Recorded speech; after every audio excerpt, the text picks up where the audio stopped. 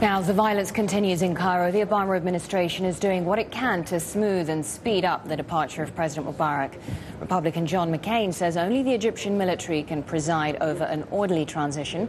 So joining me now on the phone from Egypt is Amr Shalakany, a professor of law at the American University in Cairo. Mr. Shalakany, thank you so much for speaking to us. So we've got the U.S. administration, European leaders all calling for Mubarak to stand down now.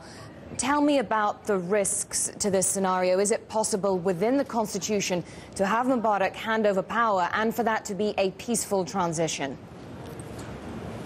Thank you. He can hand power, but the problem is the vice president or the speaker of the House are not allowed under the Constitution to present the kind of constitutional reforms that the street is demanding. So under the current Constitution, only the President can introduce amendments to the Constitution. Does that mean... So the fear is that...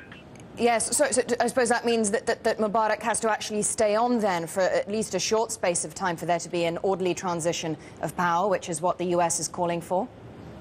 That's certainly what he's been presenting as a necessity for his remaining in power, yes.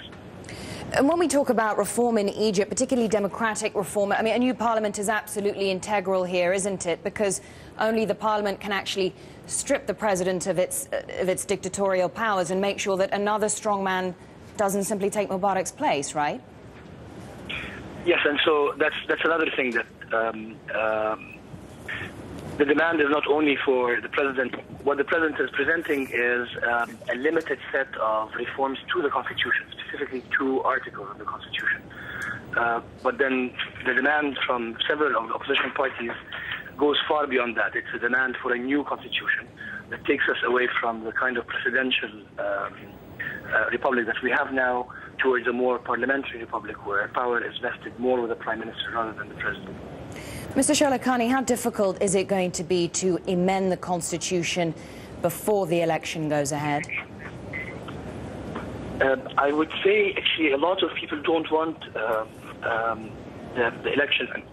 If the president leaves immediately, that means under the Constitution there is no amendment, and you would have elections within 2 months under the current terms of the Constitution. And that is certainly not acceptable to the opposition, and more importantly, not acceptable to the demonstrators on the street. We are a country, we are a people who have not really spoken politics to each other for more than 30 years now. We are not ready for a snap election. We need far more than 2 months. We need at least a year to start talking to each other again, and then move towards a transition. And a snap election carries actually the danger of bringing yet another dictator to power. Amr Shalakany, professor of law at the American University in Cairo, thanks very much for talking to us.